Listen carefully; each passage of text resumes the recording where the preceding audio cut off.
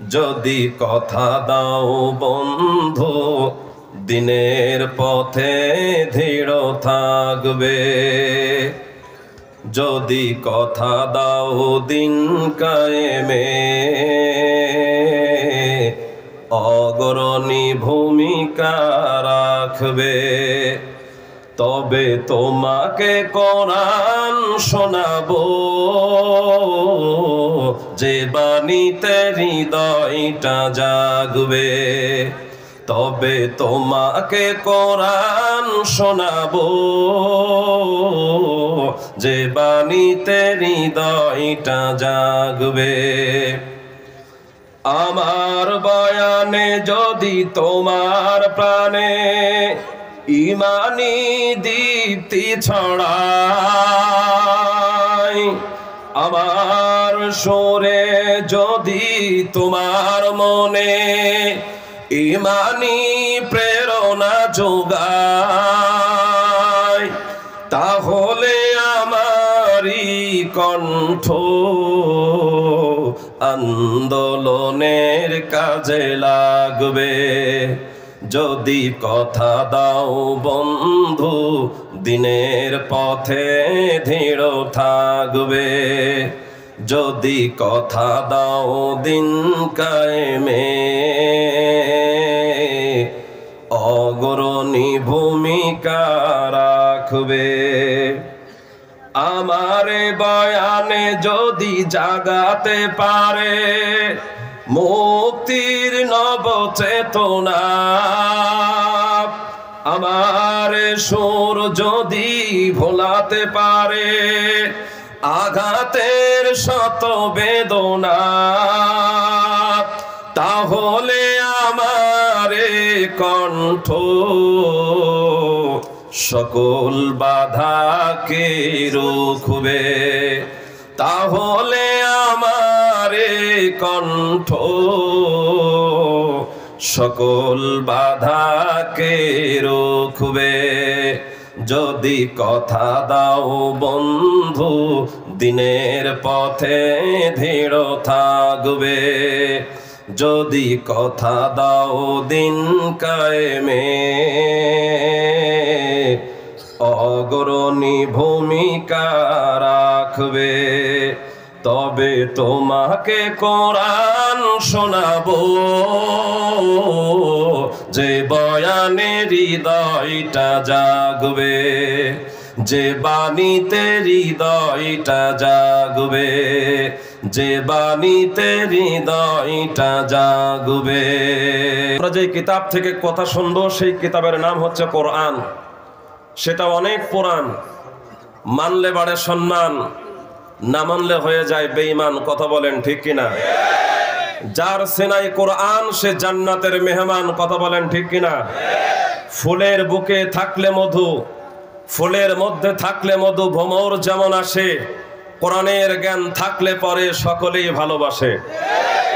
বাংলার জমিনে কোরআনের জ্ঞান থাকার কারণে হিন্দু, মুসলমান, খ্রিস্টান, বৌদ্ধ, নাস্তিক, বেঈমান সহ যেই মানুষটাকে সর্বাধিক বেশি ভালোবাসতেন, যিনি 50 থেকে 61 বছর কোরআনুল কারীমের তাফসীর করেছে, ওই মানুষটাকে যুদ্ধ অপরাধীর দোহাই দিয়ে জেলখানায় আবদ্ধ রেখে তাকে শাহাদাতের মর্তবা চিকিৎসার নামে মেরে ফেলা হয়েছে। কথা বলেন ঠিক কিনা? 5 তারিখের পর থেকে আমরা সিদ্ধান্ত গ্রহণ করেছি, তোমরা বাংলাদেশ থেকে যেখানে পালিয়ে যাও না কেন, সেইখান থেকে হাতে পায়ে রশি বেঁধে তোমাদেরকে বাংলার জমিনে আনা হবে। আল্লামা দেলোয়ার হোসেন সাঈদীকে হত্যা করার জন্য তোমাদেরকে ফাঁসির মঞ্চ দাঁড়াতে হবে। কথা বলেন ঠিক কিনা?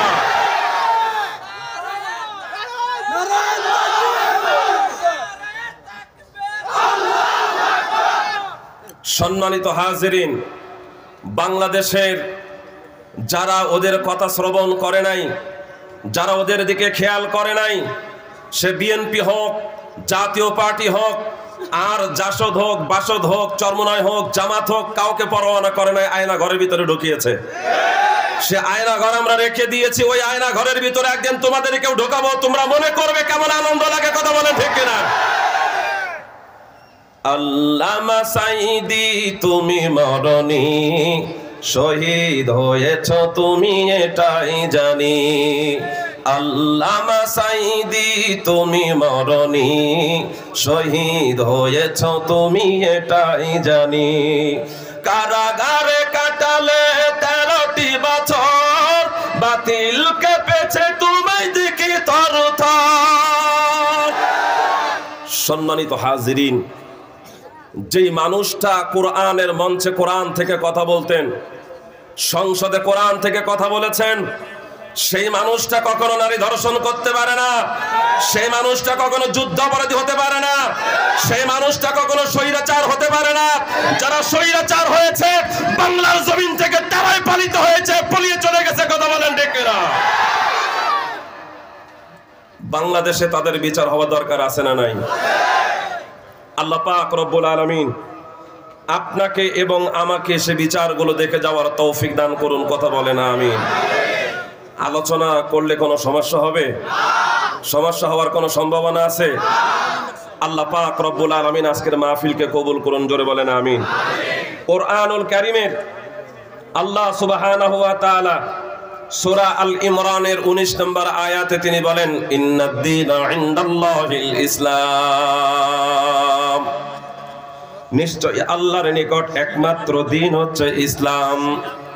কোরআনুল কারীমের সূরা আল ইমরানের 85 নম্বর আয়াতের ভিতরে আল্লাহ তাআলা তিনি বলেন, ওয়া মাইয়াবতাগি গায়রাল ইসলামি দীনা ফালাই ইউকবালা মিন ওয়া হুয়া ফিল আখিরাতি মিনাল খাসিরিন।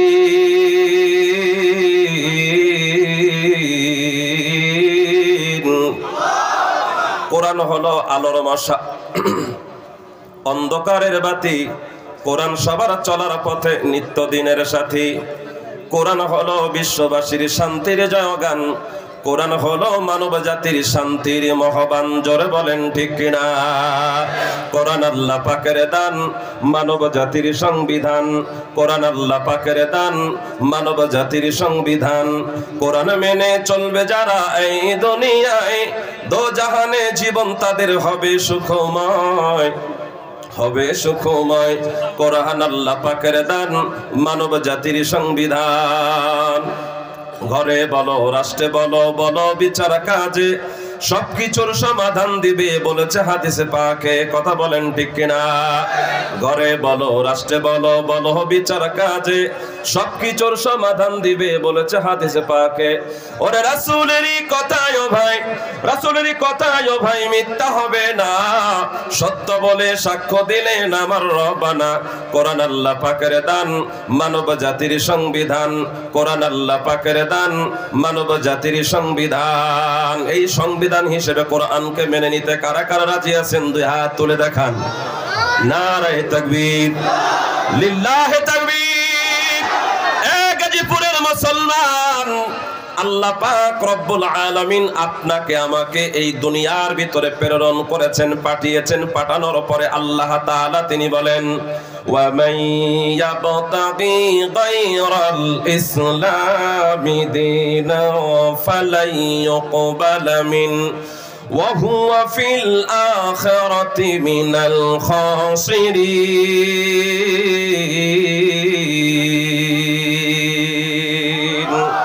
কেউ যদি ইসলাম ব্যতীত অন্য কোন পথকে, অন্য কোন মতকে যদি দ্বীন হিসাবে মেনে নেয়, একটা কোরআন শরীফ দিতে বলছি, ইসলাম ব্যতীত যদি অন্য কোন জিনিসকে যদি কেউ দ্বীন হিসাবে মেনে নেয়, তাহলে আল্লাহ পাক রব্বুল আলামিন সেটাকে গ্রহণ করবেন না। বলেছেন কে? জোরে আওয়াজ করে বলেন কে? দুনিয়া এবং আখিরাতে তারা ক্ষতিগ্রস্ত হয়ে যাবে। সুতরাং মুসলমানদের জন্য জীবনের বিধান গাইড হিসাবে একটা কিতাবকে যেই মালিক আমাদেরকে দান করেছেন, সেই কিতাবটার নাম কি? জোরে বলেন, আরো জোরে আওয়াজ করে বলেন, নামটা কি? দিয়েছেন কে? আরো জোরে আওয়াজ করে বলেন, দিয়েছেন কে? জমিন কার? হুকুম চলবে কার? জমিন কার? হুকুম চলবে কার? নাকি বঙ্গবন্ধুর? কল্লা ধইরা মারো টান বঙ্গবন্ধু খান খান। হ্যাঁ, আপনাদের তো এই আনসার একাডেমি বিডিবি এই যে ক্যাম্পের এখানে একটা বানিয়েছিল, ছাত্ররা বলতেছে কল্লা ধৈরাম মারো টান শেখ মুজিব খান খান। কোথায় আওয়ামী লীগ, কোথায় কাদের কাকা, কোথায় গেল ওই জালিমের গরম গরম কথা? কোথায় আওয়ামী লীগ, কোথায় কাদের কাকা, কোথায় গেল ওই জালিমের গরম গরম কথা?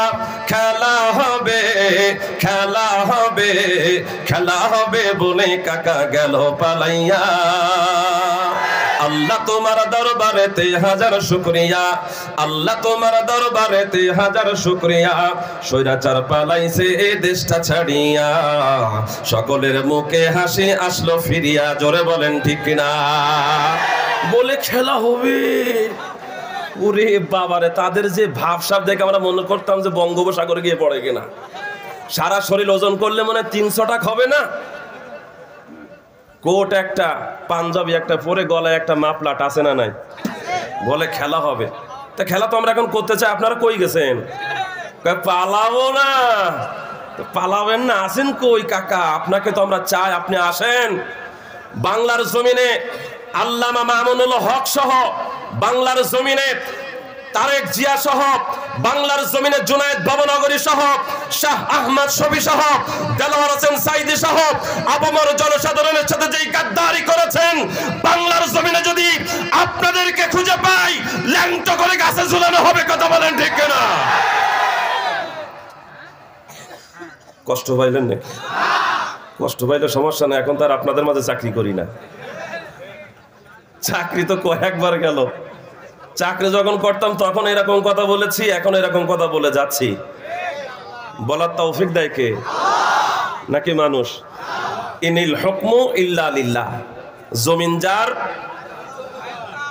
জমিন যার। শাপলা তুমি থাকো খালে ভেসে, জাতীয় ফল কাঁঠাল তুমি থাকো গাছে ঝুলে, জাতীয় ফুল মানুষ তাকে আদর করে চলে। স্কুল কলেজ টয়লেটেতে জাতির পিতার নাম, জাতির পিতা হইলে কি আর জান্নাত পাওয়া যাবে? জাতির পিতা হইলে কি জান্নাত যাওয়া যাবে? মুসলমানদের জাতির পিতার নাম কি? আরো আসতে বলেন কি নাম? মিল্লাতা আবিকুম ইব্রাহিম হুয়া সাম্মাকুমুল মুসলিমিন।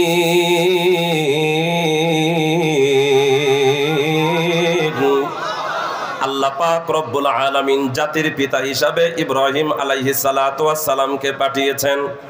আর আমাদেরকে জাতির পিতা হিসাবে জোর করে আরেকজনকে চাপিয়ে দেওয়া হয়েছে, যেই মানুষটা ঘরে বসে বসে হুক্কা খায়, যেই মানুষটা রাস্তাঘাটে হাঁটতে হাঁটতে সিগারেট খায়। গত কয়েকদিন আগে গোপালগঞ্জ 11 তারিখে মাহফিল ছিল সিঙ্গিপাড়ায়, দেখতে গেলাম কি অবস্থা। গিয়ে দেখি শুধু বিড়ির পাছা ছাড়া আর কোনো কিছু নেই। কত মানুষ কোরআনুল কারীম তেলাওয়াত করতো। গোপালগঞ্জে 2টা সেরা মানুষ হিসাবে মানুষ জানতো। একটা হইল শামসুল হক ফরিদপুর রহমতুল্লাহ আলাইহি, ঠিক না বেঠিক? দুজনের কবরে গিয়েছি। একজনের কবরে গিয়ে দেখলাম শুধু বিড়ির পাছা, পাছা বোঝেন না? বিড়ির শেষ অংশ, সিগারেটের শেষ অংশ। আর আরেকজনের কবরের পাশে গিয়ে দেখি তার কবর কোনো উঁচা নিচা নাই। কবরের পাশে মানুষগুলো দাঁড়ায় দাঁড়ায় চোখ দিয়ে পানি ঝরঝর করে ফেলতেছে, আল্লাহর কাছে দোয়া করতেছে। এমন জীবন তুমি করিবে গঠন, মরিলে হাসিবে তুমি কাঁদিবে ভুবন। এমন জীবন তুমি করিও না গঠন, মরিলে কাঁদিবে তুমি হাসিবে ভুবন। এত কালবোর্ড করে কি হবে? এত ব্রিজ করে কি হবে? এত সেতু করে কি হবে যদি বাংলাদেশের মানুষ যদি না খেয়ে মারা যায়, বাংলাদেশের মানুষ যদি অসুস্থ অবস্থায় মারা যায়, বাংলাদেশের মানুষ যদি শান্তি না পায়? আমরা এত উন্নয়ন চাই না। কথা বলেন ঠিক কিনা?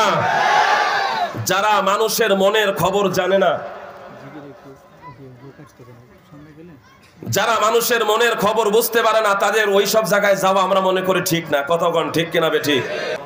সম্মানিত হাজিরিন, আজকে যেই আয়াত থেকে আপনাদের সামনে তেলাওয়াত করব সেটা হচ্ছে সূরা নাহালের 36 নম্বর আয়াত। কোন সূরা? এই তোমরা পিছনে দাঁড়ায় আছে, কোনো সামনে জায়গা আছে তো? একটু মেহেরবানি করে ভিতরে বসলে তো পরিবেশটা সুন্দর হয়ে যায়। দাঁড়িয়ে থাকলে তো পরিবেশটা অসুন্দর লাগে। নাকি অন্য কোনো উদ্দেশ্য আছে নাকি? হ্যাঁ, যারা দাঁড়ায় আছে এদের অন্য কোনো উদ্দেশ্য আছে? আসতে গিয়ে দেখলাম দুইটা যুবক আর একটা যুবককে পিটাইতেছে। যুবক না, যুবক থেকে একটু সামনের দিকে চলে গেছে। আমার তানবীর বলল, হুজুর এলাকার ভিতরে এখন মোটামুটি গাঞ্জা ঘরের লেভেল বেড়ে গেছে। যুবকরা গিয়ে পিছনে কোনো হামলা মামলা নাই, কোনো কথা নাই, শুধু গিয়ে পিডানি আর পিডানি। হ্যাঁ হ্যাঁ, শুধু পিডা দিচ্ছে। যেই দুইটা ছেলে পিডাইতেছে আমরা মনে করলাম ওরা ছিনতাইকারীও না, ওরা বখাটেও না, তাহলে ওদের সিস্টেম ঠিক আছে। কথা বলেন ঠিক কিনা? আমরা যদি এই লাঠি, আমরা যদি এই প্রতিবাদ আরো আগে হাতে নিতে পারতাম, তাহলে আমাদের কাছ থেকে শ্রেষ্ঠ শ্রেষ্ঠ কিছু মানুষ বিদায় নিয়ে ওনারা চলে যেতেন না। আমাদের সিদ্ধান্তটা গ্রহণ করতে অনেক দেরি হয়ে গেছে। কথা বলেন ঠিক কিনা? সম্মানিত হাজিরিন, আজকে যেই আয়াত থেকে কথা বলবো, আয়াতের কিছু অংশ বিশেষ কথা বলবো। সেই সূরার নাম কি? সূরা নাহাল, আয়াত নাম্বার কত? 36 নম্বর আয়াত। ইনইবুদুল্লাহা ওয়াজতানিবুত তাগুত ওয়াত্তাকুল্লাহা ওয়াজতানিবুত তাগুত। দুই জায়গায় আয়াতটা এসেছে এবং আরো 5টা 6টা সূরার ভিতরে আসছে। ইনইবুদুল্লাহ, আল্লাহর ইবাদত করতে হবে। ওয়াজতানিবুত তাগুত, তাগুত থেকে বেঁচে থাকতে হবে। বলেছেন কে? আল্লাহ। ওয়াত্তাকুল্লাহা ওয়াজতানিবুত তাগুত, ওয়াত্তাকুল্লাহ, আল্লাহকে ভয় করো, ওয়াজতানিবুত তাগুত, তাগুত থেকে বেঁচে থাকো। তাহলে পয়েন্ট কয়টা? কথা বলে না, আরো আসতে বলেন। দুইটা পয়েন্টে কথা বলার চেষ্টা করব। আল্লাহ পাক রব্বুল আলামিন আমাদেরকে বলা এবং বোঝা শ্রবণ করার তৌফিক দান করুন, বলুন আমিন। আল্লাহর ইবাদত যদি আপনাকে করতে হয়, সর্বপ্রথম আল্লাহ পাক রব্বুল আলামিনকে চিনতে হবে। আল্লাহ পাক রব্বুল আলামিনকে আপনাকে বুঝতে হবে। যদি আল্লাহকে না চেনেন, আল্লাহকে না বোঝেন, তাহলে ইবাদত করবেন কেমন করে? আল্লাহকে, আল্লাহ কোথায় থাকেন, আল্লাহর পরিচয় কি, আল্লাহর কাজ কি, এগুলো আমাদেরকে আগে জানার দরকার। এবং এইগুলা আমরা কোনো অন্য মাধ্যমে জানতে পারবো না। আমাদের সিলসিলায় যারা জীবন পরিচালনা করেছেন তাদের মাঝ থেকে আমাদেরকে শিখতে হবে। কথা বলেন ঠিক কিনা? আল্লাহ সুবহানাহু ওয়া তাআলা সূরা আল ইমরানের 74, 75, 76, 77, 78, 79, 80 নম্বর আয়াত, মোট 6টা আয়াতে কথা বলেছেন। সুবহানাল্লাহ বলেন। সূরা আল ইমরান। কালকে গিয়ে বলবে না হুজুর অনেক চমৎকার বয়ান করেছে, তো কি বলেছে তো কিচ্ছু জানি না, এরকম করলে হবে না। আমরা যে আলোচনাগুলো শুনবো এগুলো মনে রাখার চেষ্টা করতে হবে। আল্লাহ তাআলা কবুল করুন। ইব্রাহিম আলাইহিস সালাতু ওয়াস সালামকে আল্লাহ পাক রব্বুল আলামিন সম্বোধন করে বলেন, ও নবী, আপনি ইব্রাহিমের এই বায়ানগুলো মানুষের সামনে গিয়ে করেন। কি বয়ান? ইব্রাহিমের মাধ্যমে রবের পরিচয় দেওয়ার চেষ্টা করেছি আমি। ইব্রাহিম যখন জন্মগ্রহণ করবে, সেই সময়ের শাসক ছিল একজন স্বৈরা শাসক, তার নাম ছিল নমরুদ। কি নাম? নমরুদ। হঠাৎ করে একজন ব্যক্তি এসে বলল, বাদশা নমরুদ, আপনার সিংহাসন তো থাকবে না। যেই বলেছে থাকবে না, কলার ধরে নিয়ে একেবারে আয়না ঘরের ভিতরে ঢোকায় রাখছে। বলে, আমাকে আয়না ঘরের ভিতরে ঢোকাইলে আপনারই ক্ষতি হবে। বলে, তুমি কে? বলে, আমি একজন জ্যোতিষী। ওই যে ছোটবেলায় গান শুনেছিলেন না, জ্যোতিষী রে জ্যোতিষী, হাত দেখিয়া কও দেখি, মনে মনে যারে চাই তারে পামু কি। শুনছেন না ছোটবেলায়?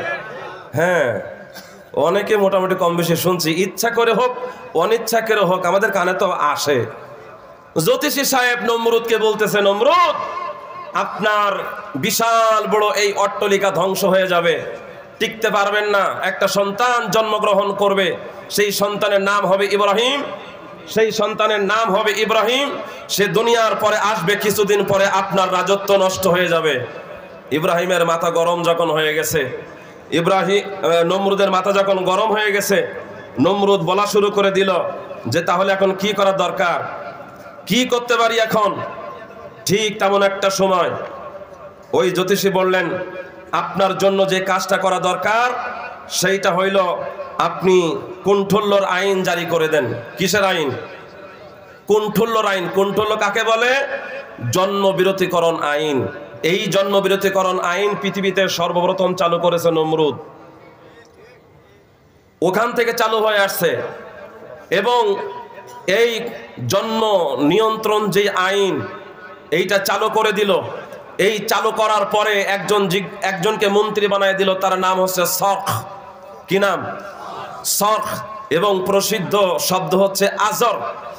আজর মন্ত্রী, তাকে দায়িত্ব দিল যে আজর, এই আমার রাষ্ট্রের ভিতরে যেন কোনো সন্তান জন্মগ্রহণ না করতে পারে, এর দায়িত্ব তোমাকে দিলাম, তুমি এটা নিয়ে ব্যবস্থা গ্রহণ করবা। আজর বলল, বাদশাহ আপনার কাছে একটা প্রশ্ন, সে প্রশ্নটা হলো যে সকল মহিলাদের পেটের ভিতরে বাচ্চা আছে ওইগুলো কি করব? বলে সিজার করে বাহির করে দাও, মেরে ফেলে দাও। তাহলে সিজারটাও নমরুদের সময় থেকে চালু হয়েছিল। সম্মানিত, ইতিহাস পড়ে দেখবেন, এরপরে আপনি এর আগে আর আপনি আর পাবেন না। আমি অনেক চিন্তা ভাবনা গবেষণা করে তারপরে কথাগুলো বলার চেষ্টা করতেছি, কারণ এমন কোনো কথা বলবো না যে কথাটা আমার সাথে, কোরআনের সাথে আর ইতিহাসের সাথে মিলবে না, ওই রকম কথা বলার চেষ্টাও করি না। তারপরেও যদি কোনো কথা বাইর হয়ে যায়, আল্লাহ তাআলা যেন আমাদের মেধা থেকে, আমাদের অন্তর থেকে দুর্বৃত করে দেয়, বলেন আমিন। কোরআন এবং হাদিস থেকে যদি কোনো কথা হয়ে থাকে, আল্লাহ তাআলা আমল করার তৌফিক দান করুন, বলুন আমিন। আজর এই দায়িত্ব নিয়ে বাড়িতে চলে গেলেন, কিন্তু বাড়িতে যাওয়ার পরে মনের ভুলে তার স্ত্রীর সাথে মিলন হয়ে গেছে, এবং আল্লাহ পাকের মেহেরবানি, ওই মিলনের মাধ্যমে আল্লাহ পাক রব্বুল আলামিন হযরতে ইব্রাহিম আলাইহিস সালাতু ওয়াস সালামকে তার মায়ের পেটে দান করে দিয়েছেন। ওয়া মাকারু ওয়া মাকারাল্লাহু ওয়াল্লাহু খায়রুল মাকিরিন। আল্লাহ তাআলার গবেষণা, আল্লাহ তাআলার চিন্তা ধারণা, আল্লাহ তাআলার হুকুম আহকাম, এবং আল্লাহ তাআলা যদি কোনো জিনিস করতে চায়, দুনিয়ার কোনো মানুষ সেই জিনিসটাকে বন্ধ করতে পারবে না। কথা বলেন ঠিক কিনা? যত ষড়যন্ত্র করা হোক আর যত বাধা দেওয়া হোক, যদি বাংলার জমিনের মুসলমান চায় বাংলার জমিনে কোরআনের রাজ কায়েম করতে, ভারত বলেন, আমেরিকা বলেন, পৃথিবীর কোনো শক্তি নাই, পৃথিবীর কোনো শক্তি নাই বাংলার জমিনে কোরআনের আইন বন্ধ করবে, কোরআনের রাজ বন্ধ করবে। কথা বলেন ঠিক কিনা? নমরুদ যখন বলে দিল, আজর বাড়িতে চলে আসলো, মনের ভুলে হয়ে গেছে। এখন তো স্ত্রী কোনো কিছু বলে না, স্ত্রীর মাথার থেকেও চলে গেছে। দীর্ঘদিন পরে যখন সন্তান ভাব, তখন স্বামীর সাথে বললেন, স্বামী বলতেছে, মোটেও আওয়াজ করো না, যদি আওয়াজ করো আমার মন্ত্রিত্ব যাবে, তোমাকেও মেরে ফেলে দিবে, আমাকেও মেরে ফেলে দেবে, যা হচ্ছে গোপনে গোপনে হাওয়ায় ছেড়ে দাও। মনটা পরিবর্তন করেছেন কে? আল্লাহ পাক রব্বুল আলামিন। সংক্ষেপে বলার চেষ্টা করতেছি। কিছুদিন পরে ইব্রাহিম আলাইহিস সালাতু ওয়াস সালাম জন্মগ্রহণ করলেন, গোপনে গোপনে রাখলেন। যখন যুবকে হালাত উপনীত হয়ে গেলেন, ঠিক তেমন একটা সময় তার বাবা মূর্তি বানায় বানায় বাজারে বিক্রি করত। ইব্রাহিম আলাইহিস সালাতু ওয়াস সালামের কাছে বলল, ইব্রাহিম এই মূর্তিগুলো নিয়ে বাজারে বিক্রি করে এসো। মাথায় তুলে দিয়েছে, বাজারে গিয়েছে, বাজার থেকে আসার সময় মনের ভিতরে ভালো লাগতেছে না, ঢং করে রাস্তায় ফেলে দিয়েছে, অধিকাংশগুলো সব ভেঙে গেছে। একটা মূর্তি বাকি ছিল, বাবাকে এসে বলে, বড়টা ছোটগুলারে মেরে ফেলছে। অনেক লম্বা ইতিহাস, বাবার সাথে একটু কথা কাটাকাটি হলো। ঠিক তেমন একটা সময় বাবা যখন ইব্রাহিমের সাথে অনেক মিজাজ গরম হয়ে গেল, ইব্রাহিম আলাইহিস সালাতু ওয়াস সালাম তিনি বলেন, বাবা আপনি কি এই মূর্তিকে ইলাহ হিসাবে গ্রহণ করলেন, বা ইলাহ হিসাবে কি আপনি গ্রহণ করেছেন? ঠিক সেই কথাটা আল্লাহ পাক রব্বুল আলামিন সূরা আনআমের ৭৪ নম্বর আয়াতের ভিতরে আল্লাহ তাআলা তিনি বলেন, وَإِذْ قَالَ إِبْرَاهِيمُ لِأَبِيهِ آزَرَ أَتَتَّخِذُ أَصْنَامًا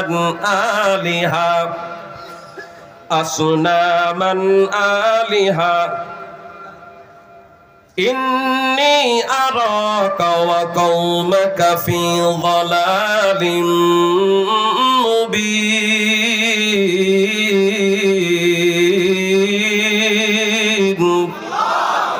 وَإِذْ قَالَ إِبْرَاهِيمُ لِأَبِيهِ آزَرَ।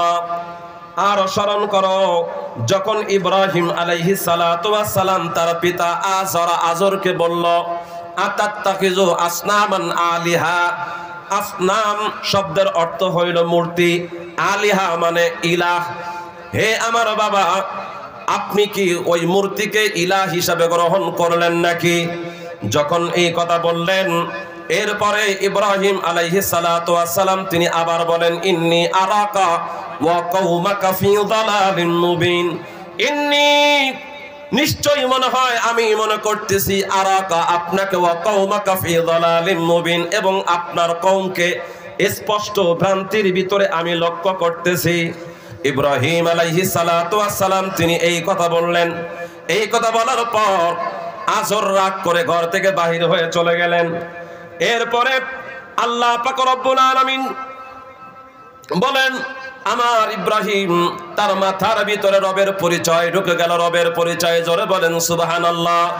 ওয়া কাযালিকা নুরি ইব্রাহিম মালাকুতাস সামাওয়াতি ওয়াল আরদ ওয়ালিয়াকুনা মিনাল মুকিনিন।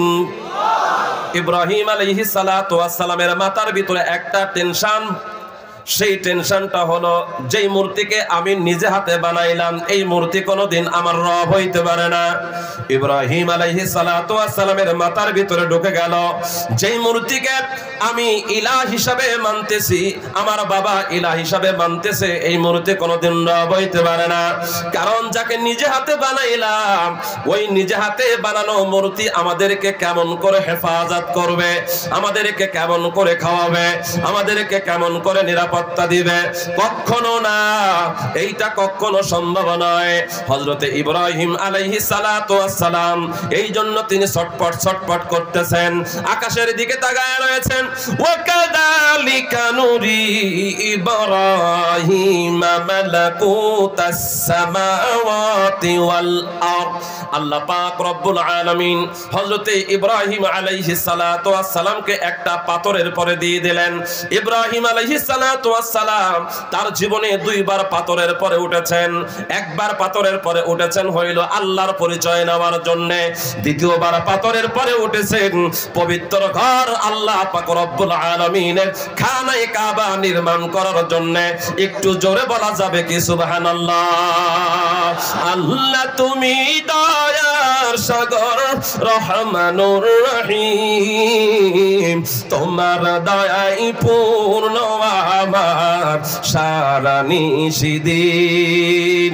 ও মুসলমান ভাই, আল্লাহ পাক রব্বুল আলামিন হযরতে ইব্রাহিম আলাইহিস সালাতু ওয়াস সালামকে তাহলে পাথরে কয়বার উঠাইলেন? আমার কথা বুঝেন তো? ঠিক মতন বুঝতেছেন তো? আল্লাহ তাআলা দুইবার উঠাইলেন। একবার হইল আল্লাহকে চেনানোর জন্য, দ্বিতীয়বার হইল আল্লাহ পাকের ঘরে নির্মাণ করার জন্য। আল্লাহর ঘর নির্মাণ করার জন্য যেই পাথরটার উপরে উঠাইলেন সেই পাথরটার নাম হচ্ছে মাকামে ইব্রাহিম। ও মুসলমান ভাই, আল্লাহ পাক রব্বুল আলামিন ইব্রাহিম আলাইহিস সালাতু ওয়াস সালামকে পাথরের উপরে উঠাইয়া প্রথম আসমান, অথবা তাফসিরে কাবীরের ভিতরে লেখছে একেবারে প্রথম আসমান পর্যন্ত, সপ্তম আসমান পর্যন্ত, মানে একেবারে সিদরা পর্যন্ত তিনি নিয়ে গিয়েছেন। ওইখান থেকে নিয়ে যাওয়ার পর আল্লাহ পাক রব্বুল আলামিন মালাকুতাস সামাওয়াতি ওয়াল আরদ, আল্লাহ তাআলা আসমান জমিন এবং মাশরিক থেকে মাগরিব পর্যন্ত, জুনুব থেকে শিমাল পর্যন্ত যা কিছু ছিল আল্লাহ তাআলা ইব্রাহিমকে সব কিছু দেখিয়ে দিয়েছেন। একটু জোরে বলা যাবে কি সুবহানাল্লাহ? তিনি যখন সব কিছু দেখলেন এবং বুঝলেন যে পৃথিবীটা এত বড়, এত বিশাল বড় পৃথিবী হতে পারে, আসমান জমিন, যে আসমানে একটা পিলার নাই, যে আসমানে একটা ফ্রিজার নাই, যে আসমান শূন্যের উপরে ভেসে রয়েছে, এইটা কোনো মূর্তি বানাইতে পারে না। নিশ্চয়ই আসমান এবং জমিনের একজন মালিক আছে না নাই? অথচ নাস্তিকরা বলে পৃথিবী এমনি এমনি হইছে, এইটা বানানোর কোনো মালিক নাই। তোর বাপ মা একসাথে না হইলে নাস্তিক তুই নিজে হইতিস না। আস্তে ঠিক না জোরে ঠিক? যেমন ভাবে ঠিক বলতেছেন মনে হয় ভারতের থেকে ভাড়া করে আনতে হচ্ছে। আর যুবকদের অবস্থা তো এখন বড় করুণ। যদি বেশি দুর্বল হয় কলিকাতা হারবাল, ইন্ডিয়ান হালবাল এইগুলো খাই, অন্তত একটু বল টল নিয়ে আসো, তাইলে অন্তত খেলা করতে পারবে। সম্মানিত হাজিরিন, আলোচনার সামনের দিকে একটু যাব।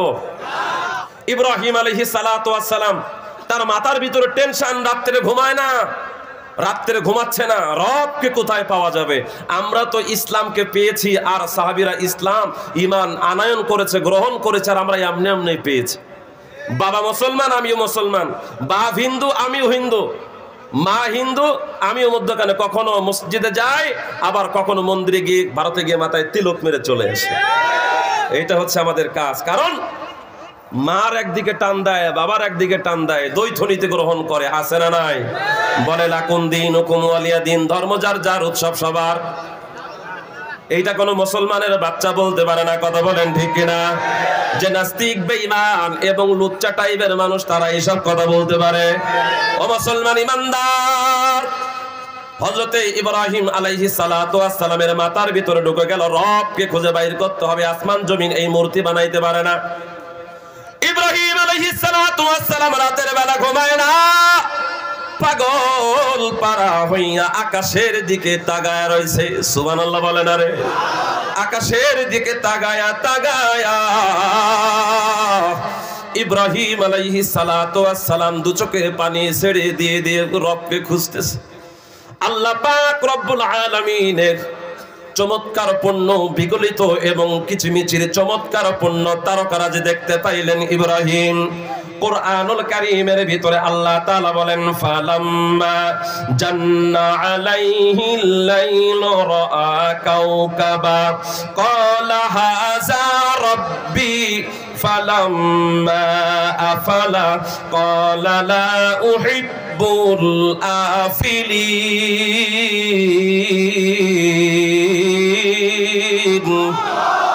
আকাশের দিকে তাকায় দেখে আকাশের ভিতরে সুন্দর সুন্দর তারকারাজি জ্বলতেছে। ইব্রাহিম তিনি বললেন, আকাশের দিকে যেই তারকারাজি গোলা জ্বলে তাহলে মনে হয় এই গোলায় আমার রব। তিনি মনে করলেন এইগুলা আমার রব। কিন্তু ফালাম্মা আফালা ক্বালা লা উহিব্বুল আফিলিন, কিন্তু এরপর যখন এটা অস্তমিত হয়ে গেল তখন তিনি বললেন, যা অস্তমিত হয়ে যায় ইব্রাহিম সেইটাকে গ্রহণ করে না। জোরে বলেন সুবহানাল্লাহ। ইব্রাহিম আলাইহিস সালাতু ওয়াস সালামের পরে তিনি বলেন, ফালাম্মা রাআল কমারা বাযিগান ক্বালা হাযা রাব্বি ফালাম্মা আফালা ক্বালা লা ইল্লাম ইয়াহদিনি রাব্বি লা আকুনা মিনাল কওমিয যালিমিন।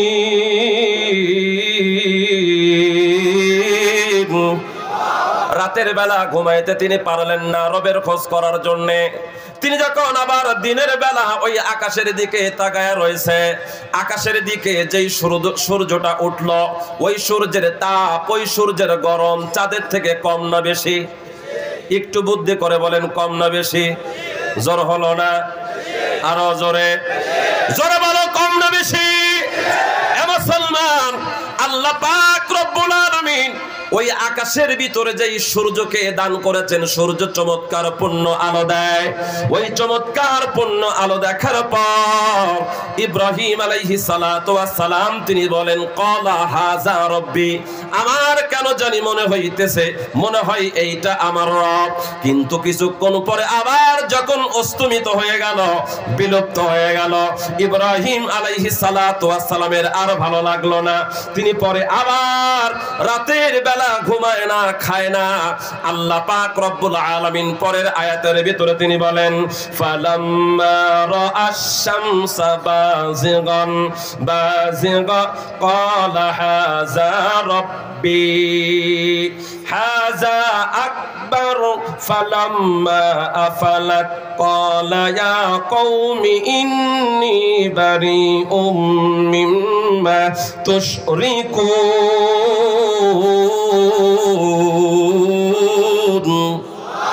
তিনার মনের ভিতরে অশান্তি, ঘুম আসে না। অতবার স্মরণ করো ইব্রাহিমের জন্য, ইব্রাহিমের দিকে লক্ষ্য করো। কখন ইব্রাহিম আলাইহিস সালাতু ওয়াস সালাম রাতের বেলা আবার চাঁদ দেখলেন, কিন্তু ওই চাঁদ যখন আবার অস্তমিত হয়ে গেল, ইব্রাহিমের রাগে ছটপট ছটপট করতেছে, হে রব আপনি কোথায়? হে রব আপনাকে কোথায় পাওয়া যাবে? ও রব আপনি আমার সঠিক দিশা দান করেন, সঠিক পথের দিশা দান করেন। এমন করতেছে ইব্রাহিম আলাইহিস সালাতু ওয়াস সালাম পরপর চারটা জিনিসকে তিনি পরীক্ষা করলেন। প্রথম পরীক্ষা করেছেন মূর্তিকে, দ্বিতীয়বার পরীক্ষা করলেন তারকারাজিকে, তৃতীয়বার পরীক্ষা করলেন সূর্যকে, চতুর্থবার পরীক্ষা করলেন চাঁদকে। তিনি লক্ষ্য করলেন এগুলা শেষ পর্যন্ত থাকে না। যদি শেষ পর্যন্ত না থাকে, যেই সময় থাকবে না সেই সময়ে যদি আমি ইব্রাহিম বিপদে পড়ে যাই তাহলে আমাকে হেফাজত করবে কে?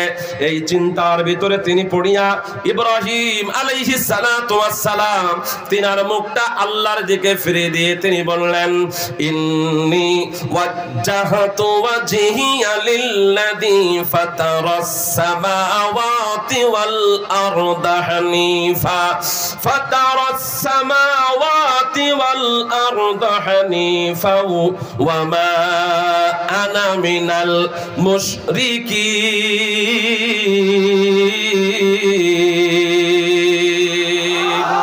ইলমে নবুওয়াত গায়রা আলনা আশকি মা বাকি তালবিস ইবলিস শাকি। ইলমে দিফাকা আস্ত তাফসীর হাদিস হর কে খানা দ গায়রা সে গরদা দ খবীর। ইশকে মাওলা জैसे हायो हाय मौलवी जैसे हजरत मौलवी मानवी काजा पिंदा रद के दारद हासिले हासिल खा जा जो सो पिंदारनी। जोरे बोलेन अल्लाहु আকবার। মুসলমান যদি আল্লাহকে যদি খুঁজতে চায়, এ মুসলমান আল্লাহর সন্ধান পেয়ে যাইবা। যেমন ভাবে হযরত ইব্রাহিম আলাইহিস সালাতু ওয়াস সালাম তিনি সন্ধান করে আল্লাহ তাআলাকে পেয়েছেন। ইব্রাহিম আলাইহিস সালাতু ওয়াস সালাম চারটা জিনিসের পরিচয় নিলেন, চারটা জিনিসকে তিনি পরীক্ষা নিলেন। পরীক্ষা নেওয়ার পর তিনি যখন আল্লাহকে খুঁজে পেলেন না, তাকে রব হিসাবে মনে হলো না, ইব্রাহিম বললেন মালাকুতাস সামাওয়াতি ওয়াল আরদ, ওই আসমান জমিনের মালিক যিনি, আমি আমার মুখটা ওই দিকে ফেরায় নিলাম। ইন্নী ওয়াজ্জাহতু ওয়াজহিয়া লিল্লাযী ফাতারাস সামাওয়াতি ওয়াল আরদ, আসমানের মালিক যিনি, জমিনের মালিক যিনি, কাফের বেঈমানদের মালিক যিনি, আমি ইব্রাহিমের মালিক যিনি, আমার মুখটা আমি ইব্রাহিম আমি আল্লাহ তাআলা বা আমার রবের দিকে ফেরাইয়া দিতেছি। একটু জোরে বলা যাবে কি সুবহানাল্লাহ? তিনি যখন এমন করে বলতেছেন বা বললেন, বাবা আজর পাশে দাঁড়ায় দাঁড়ায় শুনতেছে। বলে তুমি তাহলে মূর্তিকে ইলাহ হিসাবে মানো না? বলে না, মানি না, মানি না। আমি সূর্যকে মানো না? না। চন্দ্রকে মানো না? না। তারকাকে মানো না? না। কিন্তু আমরা তো ৩৬,০০০ দেবতাকে মানি, আছে না নাই? গরু ওদের দেবতা, গরুর পিছনে গিয়ে সেজদা করে, গরুর গোবর খায় এবং স্পেশাল করে করে খায় 5 স্টার হোটেলে, প্রসেস করে করে। আচ্ছা আপনি বলেন, মূত্রে যতই প্রসেস করেন ও কি মুত থাকবে? পেশাব পেশাব থাকবে নাকি মধু হবে? পেশাব পেশাব থাকবে নাকি মধু হবে? পেশাব পেশাবই থাকবে। এক ফোঁটা পেশাব যদি 1 ড্রাম দুধের ভিতরে পড়ে, মুসলমানকে ওটা খাবে? কোন ভদ্রলোক খেতে পারে? কিন্তু এক শ্রেণীর ভদ্রলোক আছে, তারা খায়।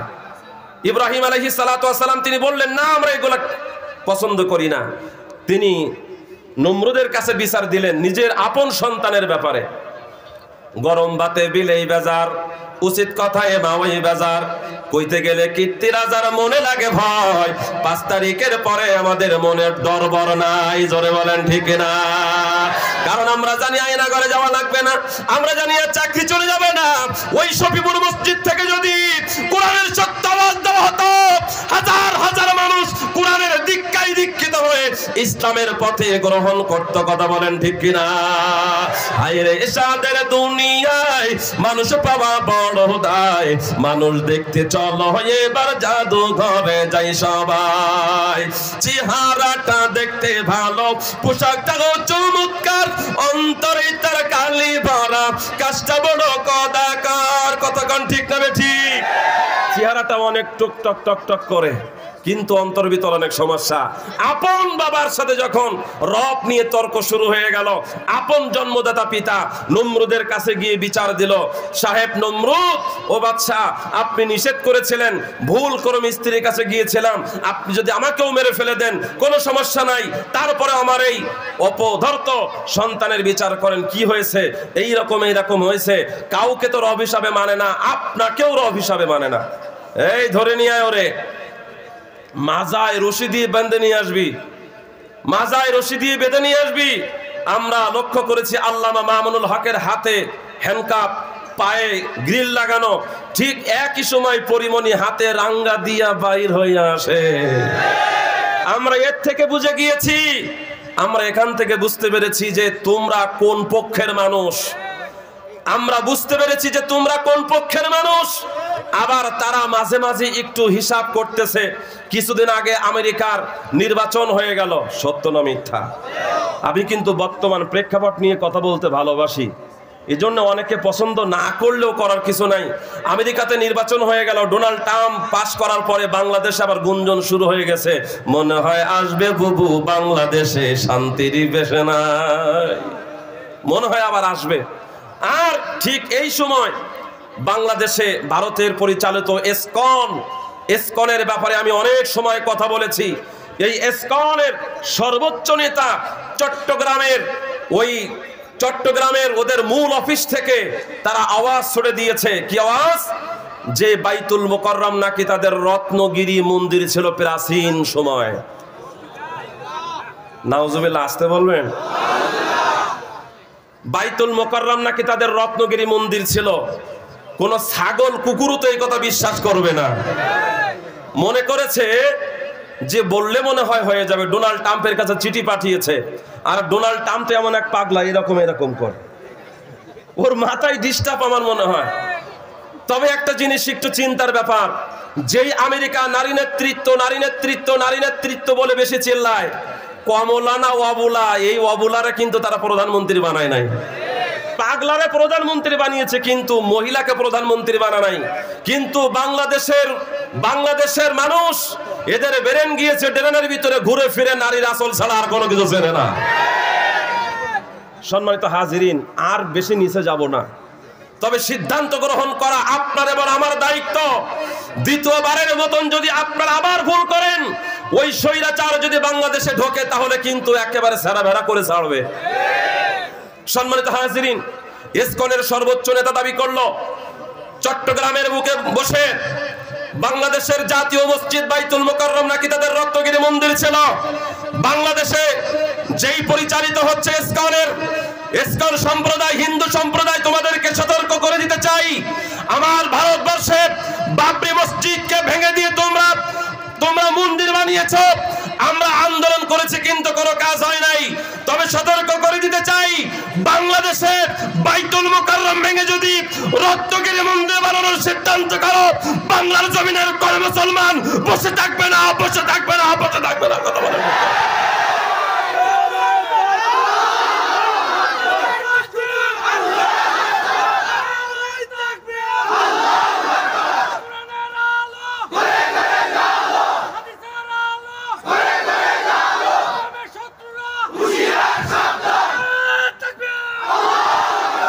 সম্মানিত হাজিরিন, কারোর কোনো ভয় করে নাকি?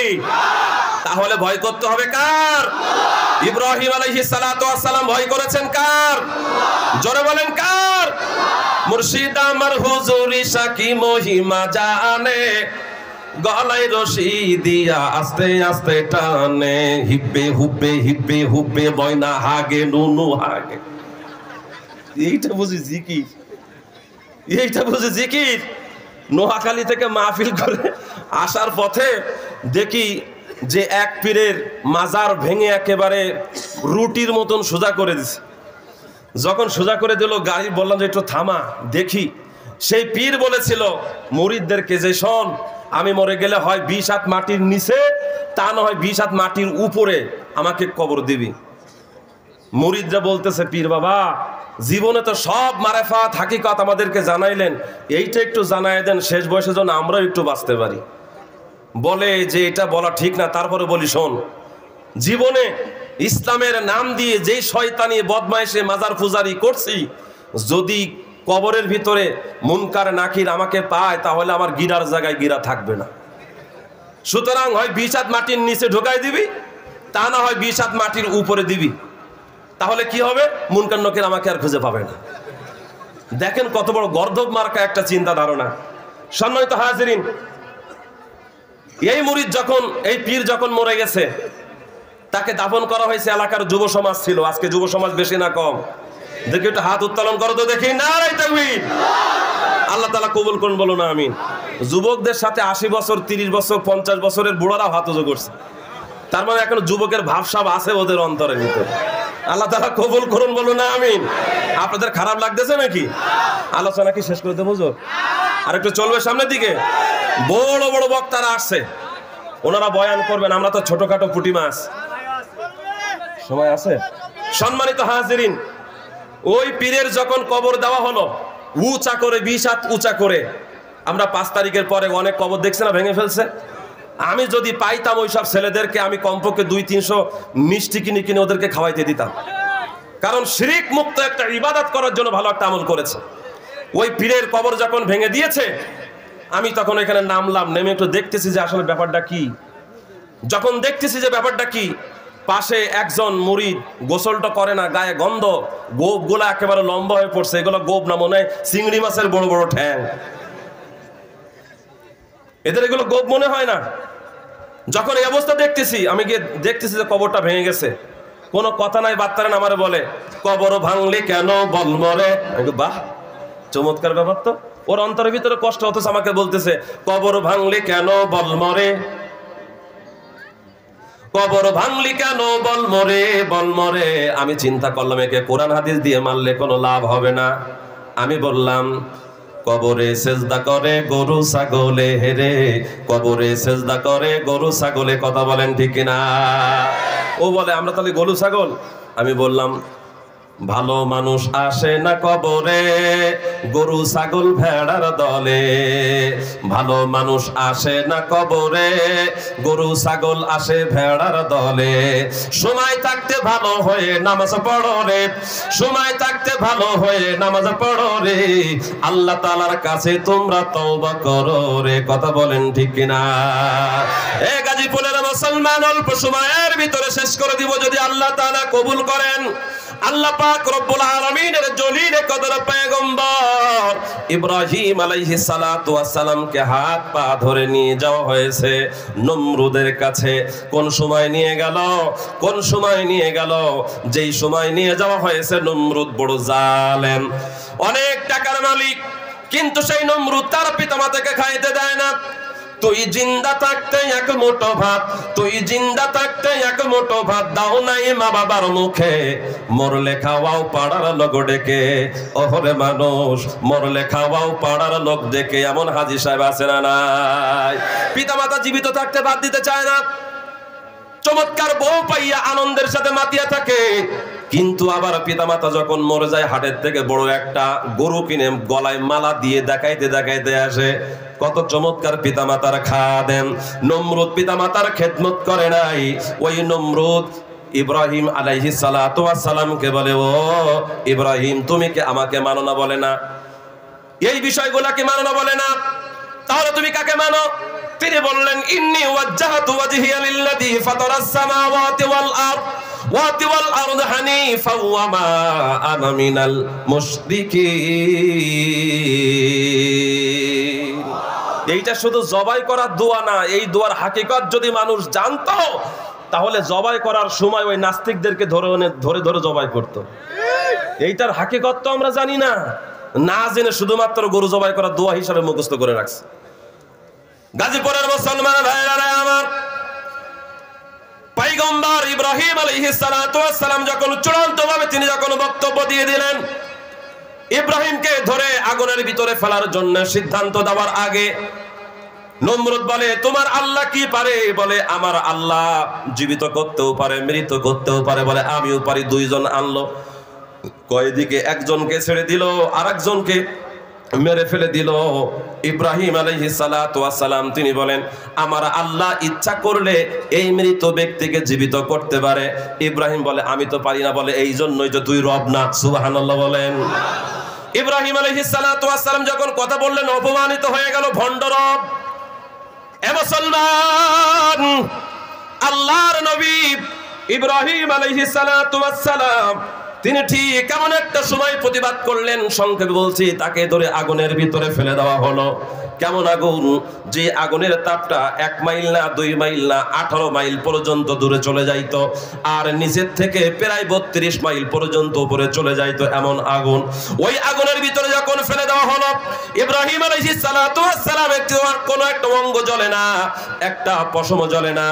ইব্রাহিম আলাইহিস সালাতু ওয়াস সালামের এই অবস্থা দেখে 5 বছরের কন্যা, নমরুদের 5 বছরের কন্যা দূর থেকে বসে বসে বাবাকে একবার 2 বার নয় 18 বার ডেকে ডেকে বলল, বাবা দেখো তুমি যেই মানুষটার জন্য আগুনের ব্যবস্থা করেছো ওই মানুষটার একটা পশম পর্যন্ত পড়ে না।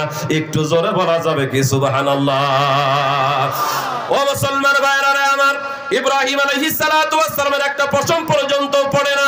18 বার পর্যন্ত যখন বলল, ছোট্ট বাচ্চা কন্যার কথা গ্রহণ করলো না নমরুদ। অথচ পয়গম্বর আলাইহিস সালাতু ওয়াস সালাম তিনি বলেন, তোমাদের সন্তানরা ছোট ছোট বাচ্চারা যখন কথা বলতে আসবে তখন তোমরা তার কথাগুলো গ্রহণ করবে। কারণ হইল, 2 জন ভাই একসাথে খেলা করতে গিয়েছে, একটা ভাই হয়তো পানির ভিতরে পড়ে গিয়েছে, একটা ভাই হয়তো আগুনের ভিতরে পড়ে গিয়েছে। ওই কথাটা বলে দেওয়ার জন্য আরেকজন ভাই দৌড় মেরে চলে এসেছে বাবার কাছে, কিন্তু বাবা মা তার কথাটা না শোনার কারণে একটা বাচ্চা দুনিয়া থেকে বিদায় নিয়ে চলে যাইতে পারে। দ্বিতীয় নাম্বার হইল, ছোট বাচ্চাদের কথা যদি তোমরা শ্রবণ করো তাহলে তাদের মেধা বাড়তে থাকে, মনের ভিতরে তৃপ্তি পায়, তাদের অনেক আনন্দ লাগে। মুসলমান ভাইরা আমার, যেহেতু নাম হইল নমরুদ, কোন মরুদ নাই, কোন শক্তি তার ভিতরে নাই, ঠিক না বেঠিক কম? এই জন্য ছোট্ট বাচ্চার কথা শোনে না। ঠিক দীর্ঘদিন আগুন জ্বালানোর পর আগুন যখন নিভায়া, যখন দেখলো তার দুশ্মন ওই আগুনের ভিতরে বসে বসে ফল খাইতেছে, ঠিক তেমন একটা সময় ছোট্ট বাচ্চা মেয়েটা ইব্রাহিমের কাছে বলতেছে, ও ইব্রাহিম, তোমার জন্য আগুনের ব্যবস্থা করা হইল কিন্তু তোমার একটা পশম পর্যন্ত পড়লো না। একটু জানতে চাই রে, তোমার কোন শক্তিতে তোমার আগুনে পোড়াইতে পারলো না? ইব্রাহিম আলাইহিস সালাতু ওয়াস সালাম তিনি বলেন, আমার আল্লাহ আগুনকে হুকুম করে দিয়েছেন, কুলনা ইয়া নারু কুনি বারদাও ওয়া সালামান আলা ইব্রাহিম। জোরে বলেন আল্লাহু আকবার। আম্বিয়ার 69 নম্বর আয়াতে কারিমা আল্লাহ হুকুম করে দিলেন, আগুন আমার ইব্রাহিমের জন্য শীতল হয়ে যাও, নরম হয়ে যাও। ইব্রাহিম তিনি যখন বললেন আমার আল্লাহ এমন করে বলেছে, তখন বাচ্চা কন্যাটা বলতেছেন, ইব্রাহিম তোমার ওই আল্লাহর পরিচয় আমি একটু জানতে চাই। অনেকগুলো বললেন, সময় সংক্ষেপ হওয়ার কারণে দ্রুত বলে চলে যাইতেছি। ইব্রাহিম আলাইহিস সালাতু ওয়াস সালামের হাতের ভিতরে ছিল বড়ই এবং হাতের ভিতরে ছিল আঙ্গুর। ছোট্ট বাচ্চা মেয়েটা বলতেছে, ইব্রাহিম হাতের ভিতরে কি? বলে এটা জান্নাতের ফল বড়ই। বলে একটু দেওয়া যাবে কিনা?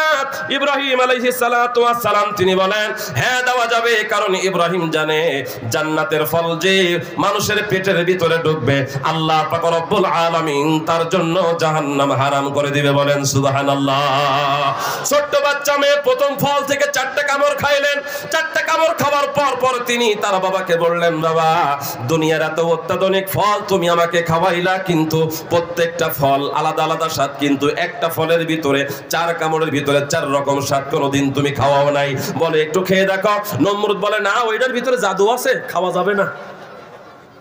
আর একটা ফল চাইলেন, আঙ্গুর চাইলেন। 5টা কামড় দিয়েছে। 5 বছরের কন্যা জামিলা, 6টা তার নাম। নমরুদের ওই কন্যার নাম 6টা। একটা নাম জামিলা, সুন্দরী কন্যা। 5টা কামড় দিয়েছে, 5 রকম স্বাদ পেয়েছে। যখন 5 রকম স্বাদ পেয়ে গেল, ছোট্ট বাচ্চা মেয়েটা ইব্রাহিমকে বলতেছে, ইব্রাহিম আর দেরি করিও না, আমাকে পড়ায় নাও লা ইলাহা ইল্লাল্লাহু ইব্রাহিম খলিলুল্লাহ। আল্লাহর গোলামি কর সবে ও মুমিন ভাই, আল্লাহর গোলামি কর সবে, করলে মাওলার গোলামি জান্নাতটাই তারাই পাবে। দয়ার নবী করছেন ঘোষণা ও মুমিনা, আল্লাহর গোলামি কর সবে। কার গোলামি করতে হবে? আওয়াজ করে বলেন, গোলামি করতে হবে কার? আমি আমার মাথায় টুপি দিয়ে চলবো, আমি আমার মাথায় পাগড়ি দিয়ে চলবো, আমি আমার জুব্বা গায়ে দিয়ে চলবো। যদি আমার টুপি কেউ খুলে দিতে চাই, যদি আমার পাঞ্জাবি কেউ খুলে দিতে চাই, যদি আমার মাদ্রাসা কেউ খুলে দিতে চাই, যদি আমার বয়ান কেউ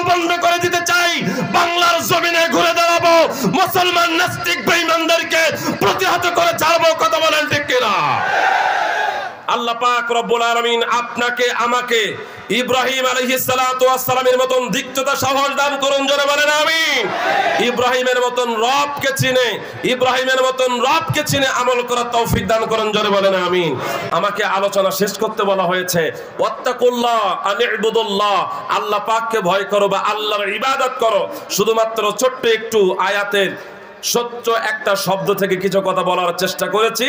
সম্মানিত হাজিরিন, ওয়াজতানিবুত তাগুত, তাগুত কারা, সেই তাগুত সম্পর্কে আলোচনা বাকি রয়ে গেল, তবে অল্প সময়ে বলে দেই।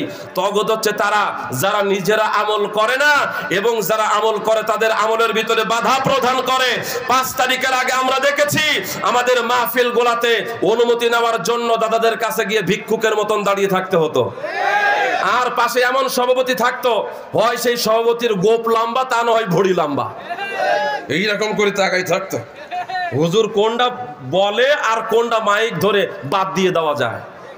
তবে আজকে সেই সব বাধা আর দেখি না, আর বাধা দেখি না। বাংলাদেশের মুসলমান, তোমাদেরকে সাবধান করে দেই এবং তোমাদেরকে সতর্ক করে দেই।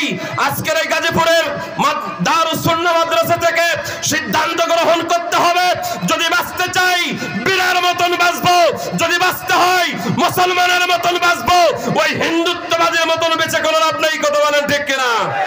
আগামীর বাংলাদেশ ইসলামের বাংলাদেশ, আগামীর বাংলাদেশ কোরআনের বাংলাদেশ কারা কারা দেখতে চান? নারায়ে তাকবীর, নারায়ে তাকবীর। আল্লাহ পাক রব্বুল আলামিন আমাদের সকলকে তৌফিক দান করুন, জোরে বলেন আমিন।